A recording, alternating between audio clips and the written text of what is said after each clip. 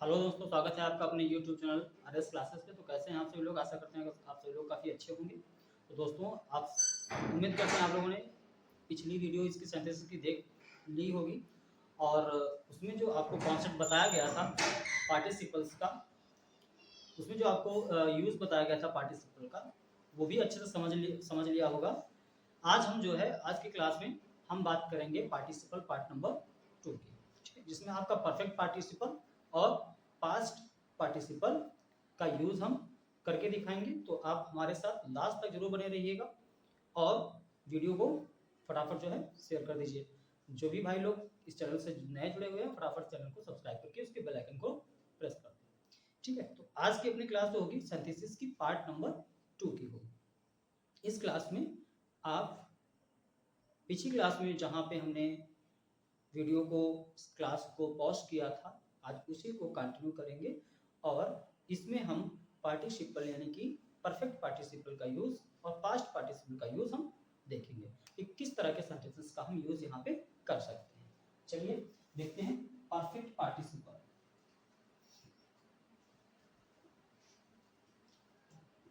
Perfect participle, ठीक है, इसकी जो फॉर्म होती है वो होती है हैविंग प्लस विथ। इसका जो मीन होता है कर या हुए, ठीक वैसा ही अर्थ इसका आता है जैसा कि प्रेजेंट पार्टिसिपल का आता है।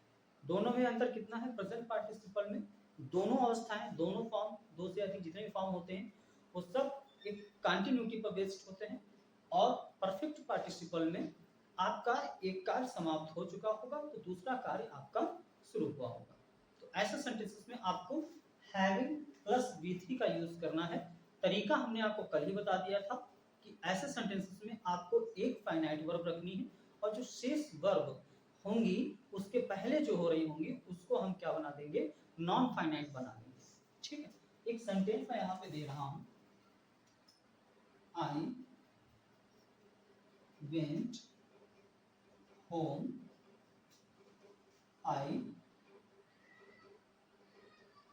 Closed the door. एक सेंटेंस दिया हुआ है, आई वेंट होम मैं घर गया, आई क्लोज द डोर मैं दरवाजा बंद कर दिया।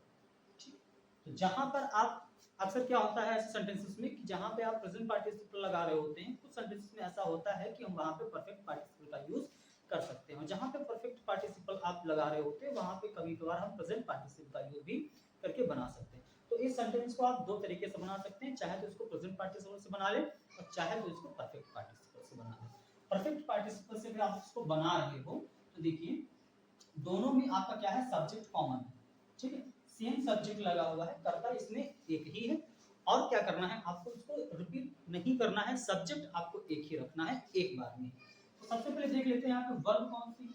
वेंट है और क्लोज्ड है। दो यहाँ पे वर्ब का यूज किया गया है, लेकिन हमने बोला था कि आप पार्टिसिपल यानी कि नॉन फाइनाइट उस क्रिया को बनाओगी जो पहले हुई होगी। जितनी भी क्रियाएं आपकी पहले होंगी उसको आप जो है पार्टिसिपल में बदल देंगे यानी कि नॉन फाइनाइट बना देंगे। तो यहाँ पे देखेंगे दरवाजा बंद बाद में किया गया लेकिन पहले घर आया। तो यहाँ पे जो वेंट लिखा हुआ है उसके पहले हम क्या करेंगे? हैविंग लिखेंगे और अब वेंट जो है वो गो की सेकंड फॉर्म होती है, गो की थर्ड फॉर्म होती है gone. Having gone home I closed the door. ठीक, घर जाकर मैंने दरवाजा बंद कर दिया। ठीक है, घर जाकर मैं दरवाजा बंद कर दिया। एक और सेंटेंस देखेंगे, सी wrote a letter, she posted it। उसने एक पत्र लिखा, उसने पत्र को पोस्ट कर दिया। दो सेंटेंसेस यहाँ पे दे रखे हैं और परफेक्ट पार्टिसिपल से आपको बनाना है तो आप कैसे बनाएंगे? सब्जेक्ट देख लेंगे पहले, दोनों में कॉमन है। जी हाँ, दोनों कॉमन आपके सब्जेक्ट हैं। तो सबसे पहले आपको क्या करना है? हैविंग लगाना है। सबसे पहले हैविंग लगाना है और हैविंग लगाने के बाद में उस क्रिया को नॉन फाइन बना दीजिए जो पहले हुई हो। अब इन दोनों में अगर हम देखें तो पत्र पहले लिखा गया, उसके बाद पोस्ट किया गया, तो काम पहले लिखने वाला हुआ है, इसलिए हम ये जो वर्ब है ना रोट, इसकी थर्ड फॉर्म का यूज करेंगे और इसकी थर्ड फॉर्म हो जाएगी written. Having written a letter, having written a letter she posted it. पत्र लिखकर उसने उसे पोस्ट कर दिया। एक और सेंटेंस ले लेंगे, ही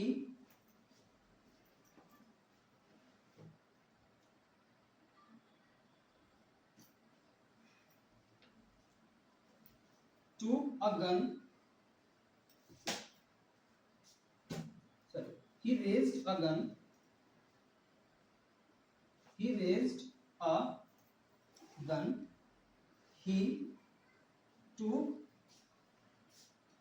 the aim, he shot the tiger। यहां पे देखेंगे तीन सेंटेंस है आपका, पहला ये, दूसरा ये और तीसरा ये। He raised a gun, he took the aim, he shot the tiger। उसने बंदूक उठाई, उसने निशाना लगाया, उसने बाघ को मार दिया। तीन सेंटेंस है यहाँ पे। तो आप देखेंगे यहाँ पे वर्ब कितनी है, एक इसकी वर्ब होगी, एक ये इसकी वर्ब होगी और एक इसकी वर्ब होगी। अब इस सेंटेंस में आपके तीन वर्ब हैं, लेकिन सब्जेक्ट आपका एक ही है, ठीक है, तो तीनों सेंटेंसेस में समान है, एक ही सब्जेक्ट है। अब इस सेंटेंस को कैसे हम कंबाइन करेंगे, ध्यान देंगे यहाँ पे जो कार्य पहले हो रहे हो उसको नॉन फाइनाइट बनाना है। देखो पहले बंदूक उठाई गई, उसके बाद लक्ष्य साधा गया, उसके बाद में क्या किया गया, बाघ को मारा गया। तो ये काम जो हो रहा है वो सबसे बाद में हो रहा है, इसके पहले दो कार्य हो चुके, मतलब बंदूक उठाने का और लक्ष्य साधने का, ये दोनों काम हो रहे हैं। अब इन दोनों हम वर्ब को क्या बना देंगे, नॉन फाइनाइट बना देंगे। इन दोनों वर्ब को आप नॉन फाइनाइट बनाएंगे और इसको फाइनाइट ही रहने देंगे। तो नॉन फाइनाइट बनाने के लिए आपको क्या करना होगा, हैविंग का यूज करेंगे यहाँ पे और उसके बाद इसकी थर्ड फॉर्म जो हो जाएगी रेज्ड, वो लिख देंगे। अब दो वर्ब को आपस में जोड़ने के लिए आपको एक कंजक्शन की आवश्यकता होगी, वो कंजक्शन है एंड। इनको परस्पर जोड़ने के लिए तो हम क्या करेंगे, एंड का यूज कर देंगे, हैविंग रेज्ड एंड। अब टू की जो थर्ड फॉर्म होगी वो हो जाएगी taken, taken the M.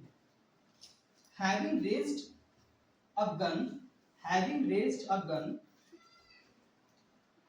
And taken the aim. बंदूक उठाकर और निशाना लगाकर, he shot the tiger, he shot the tiger। तो ये आपके सेंटेंसेस हैं जिसमें आपके दो दो सेंटेंस यूज किए गए और इस सेंटेंस में इस जो है जो आपका एग्जांपल दे रखा है उसमें आपके तीन सेंटेंस।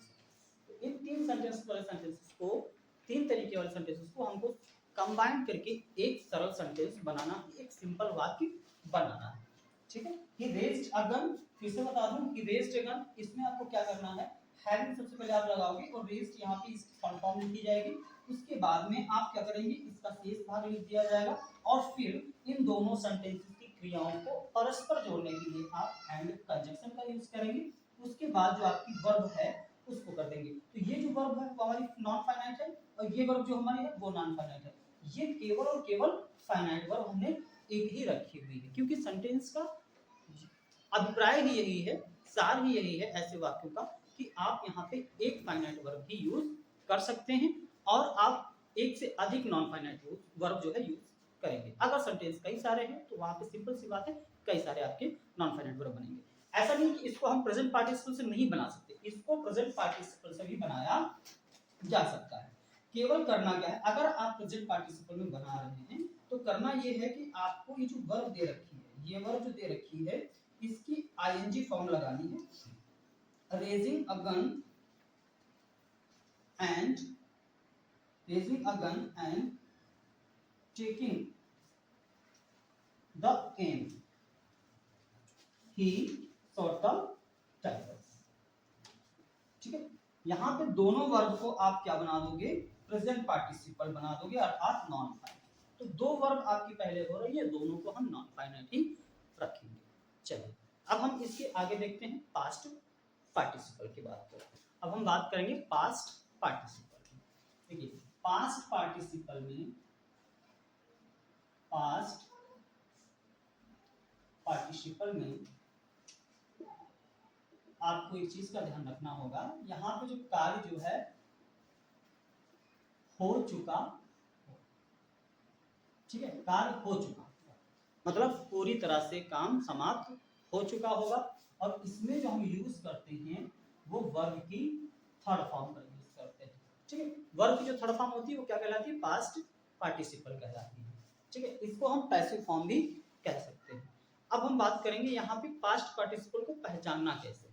तो सिंपल सी बात है, एक चीज याद रखना कि पहले वाक्य में, पहले वाक्य का ऑब्जेक्ट दूसरे वाक्य का सब्जेक्ट बनता है, दूसरे वाक्य का सब्जेक्ट होता है। क्या होता है, सब्जेक्ट। और दूसरा तरीका ये है कि पहला वाक्य एक्टिव तो दूसरा वाक्य पैसिव में होगा, ठीक है। अब करना क्या है, बदलना कैसे है कि पैसिव फॉर्म को, पैसिव फॉर्म को यानी कि जो वर्ब की थर्ड फॉर्म होगी उसको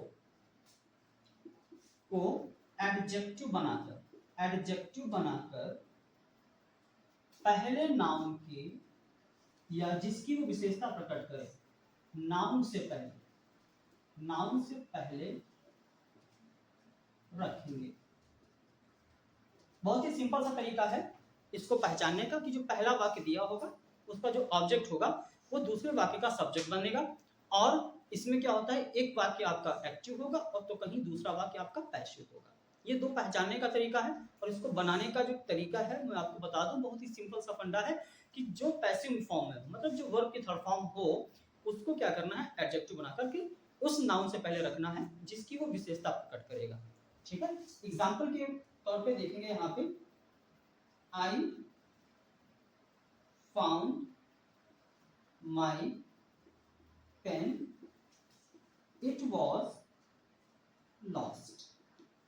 आई found my pen it was lost. मुझे मेरा पेन मिला, इट वॉज लॉस्ट वह खो गया था, वो खो गया था। अब यहाँ पे देखेंगे पहला क्या कह रहा है कि पहले वाक्य ऑब्जेक्ट, पहले वाक्य का जो ऑब्जेक्ट होगा वो दूसरे वाक्य का सब्जेक्ट बनेगा। तो यहाँ पे देखेंगे पहले वाक्य का जो ऑब्जेक्ट है पेन वो दूसरे वाक्य में क्या बना हुआ है, सब्जेक्ट बना हुआ है, क्योंकि इट किसके लिए यूज किया गया, पेन के लिए तो यूज किया गया है। आप यहाँ पे ये भी लिख सकते हैं the pen was lost, the pen was lost, ये भी लिखा हो सकता है। तो कहीं ना कहीं फाउंड माय पेन, आपका जो पेन है ना लास्ट में जो ऑब्जेक्ट का काम कर रहा है, ये ऑब्जेक्ट का काम कर रहा है और इस सेंटेंस का जो ऑब्जेक्ट है वो दूसरे सेंटेंस का क्या बन रहा है, सब्जेक्ट बन रहा है, क्योंकि इट प्रोनाउन जो है वो पेन के लिए यूज किया गया। भाई मैंने पेन पाया, ये मुझे पेन मिला, वो खो गया था, मुझे अपना पेन मिला वो खो गया था। कौन खो गया था, पेन ही तो खोया था ना, तो पेन की बात कर रहा है। तो ये आपका क्या बना है, यहाँ पे सब्जेक्ट बना।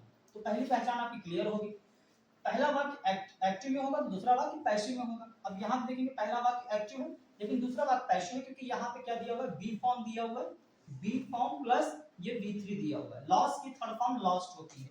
जब ऐसी कंडीशन हो, हमने कल ही बताया था, जब इस तरह की कंडीशन होती है तो वो सेंटेंस आपका पैसिव, वो फॉर्म जो होती है वो वर्ब होती है वो पैसिव में होती है, ठीक है।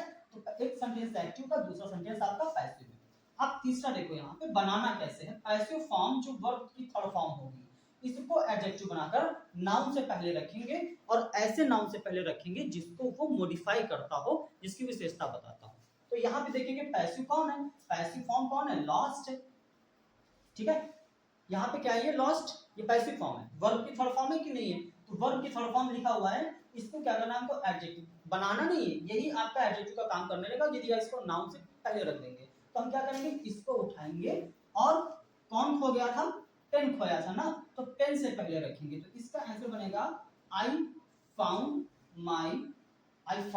माई लॉस्ट पेन, मैंने या मुझे खोया हुआ, मुझे मेरा खोया हुआ पेन मिला। बस यहां से आपको क्या उठाना है, वर्ब की जो तीसरी अवस्था होगी जो पैसिव फॉर्म में, इसको उठाइए और वहां पे रखिए, उस नाउन के पहले रखिए जिसको वो क्या करता हो, मॉडिफाई करता हो। तो लॉस क्या हुआ था, क्या खोया हुआ था, पेन खोया हुआ था, तो पेन से पहले हमने रख दिया लॉस्ट। अब मैं एक सेंटेंस और ले लेता हूं, I had a coat, it was tattered.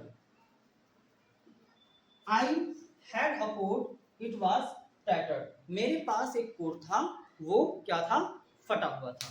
मेरे पास कोट था, वो फटा हुआ था। पास एक कोट था, वो फटा हुआ था। ठीक है, मेरे पास एक कोट है, वो कोट था जो फटा हुआ था। अब यहाँ पे देखेंगे, सेंटेंस पे ध्यान देंगे, आई हैड अ कोट, मेरे पास कोट था, इसमें ऑब्जेक्ट कौन है, कोट है। अब इस सेंटेंस देखेंगे, सब्जेक्ट कौन है, इट, और इट किसके लिए आया है, कोट, क्योंकि फटा हुआ कौन था, कोट ही था ना, तो फटा हुआ था आपका कोट, तो कोट के लिए यहाँ को नाम का यूज किया गया। आप यहाँ पे ये भी लिख सकते हैं, I had a coat, the coat was tattered, मेरे पास एक कोट था और कोट फटा हुआ था। अब आप क्या करेंगे, आई हैड अ, आपके पास था, मेरे पास था। अब यहाँ पे देखेंगे ये सेंटेंस दिया हुआ है पैसिव फॉर्म, ये आपका पैसिव फॉर्म में है, अर्थात V3 है। अब इसको उठाइए और उस नाउन से पहले रखिए जिसकी वो विशेषता बताता हो। तो टैटर्ड क्या था, फटा हुआ क्या था, नोट था, कोट था।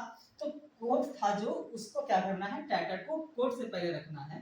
तो यहाँ पे हमने क्या किया, टैटर्ड को यहाँ पर रख दिया। ठीक, I had a tattered coat, I had a tattered coat, मेरे पास एक फटा हुआ कोट था। तो इस तरीके से हम क्या करेंगे, पास्ट पार्टिसिपल को बनाएंगे। और इसी तरह के सेंटेंसेस जब आपको दिखेंगे जहां पे पहला सेंटेंस आपका एक्टिव में हो, दूसरा सेंटेंस आपका पैसिव में हो, और पैसिव फॉर्म वाली जो वर्ब होती है, वर्ब जो वर्ब की थर्ड फॉर्म होती है, बस उसी को वहां से लेना है, उसी को उठाना है और उस नाउन के पास पटक देना है जिसकी वो विशेषता बताता हो। आराम से पटकना, वरना सेंटेंस की धज्जियां उड़ जाएंगी। तो I had a tattered coat का मतलब हुआ कि मेरे पास एक फटा हुआ कोट था। जैसे कि पहला सेंटेंस बताया कि आई फाउंड माई पर्स या आई फाउंड माई पेन और इट वॉज लॉस्ट, मुझे एक पेन मिला, मुझे मेरा पेन मिला, वह खो गया था, तो मुझे खोया हुआ पेन मिला। ठीक है ना, तो अब यहाँ पे जो खोया हुआ है वो पेन की विशेषता बता रहा है, इसलिए एडजेक्टिव का काम कर रहा है। टैटर्ड कोट, कैसा कोट था, फटा हुआ कोट था। अब ये कोट की विशेषता बता रहा है टैटर्ड, तो टैटर्ड क्या हो जाएगा, आपका एडजेक्टिव बन जाएगा। इसको वर्ब की तीसरी अवस्था से हमने बना दिया एडजेक्टिव। तो इस तरीके से आपको क्या करना है भैया, अपने जो आपके पार्टिसिपल्स हैं, प्रेजेंट पार्टिसिपल्स, पास्ट पार्टिसिपल और परफेक्ट पार्टिसिपल का यूज बखूबी तरीके से आपको करना आ गया होगा, और उम्मीद करते हैं बहुत ही अच्छे से समझ में आ गया होगा। यदि समझ में आ गया तो वीडियो को फटाफट शेयर कर दीजिएगा, और हाँ, इनके नोट्स बनाते रहिएगा। हम जो है अपनी अगली क्लास, आपकी जो सेकंड पार्ट इसका आएगा, थर्ड पार्ट आएगा, उसमें हम बात करेंगे इन्फिनेटिव और नॉमिनेटिव एब्सोल्यूट की। ठीक है, समय की थोड़ा संकेती है, समय की थोड़ा संकेती है, जिसकी वजह से क्लासेस जो है थोड़ा जो है शॉर्टली आएंगी, लेकिन रेगुलरली आएंगी। थोड़ा थोड़ा करके ही सही मैं आपका सिलेबस, ये ग्रामर का पोर्शन कंप्लीट कराऊंगा। और यदि आप जो है उसको कंप्लीट करना चाहते हैं, अपना 100% जो है प्रयास करना चाहते हैं बोर्ड एग्जाम की तैयारी में, तो आप जो है हमारे साथ रेगुलर बने रहिए, जुड़े रहिए और अपने नोट्स बराबर तैयार करते रहिए। ठीक है, तो कल फिर मिलेंगे अपनी अगली क्लास लेकर के, इसी को कंटिन्यू करेंगे आगे की कहानी, और गगन सर की जुबानी। चलिए नेक्स्ट डे, धन्यवाद।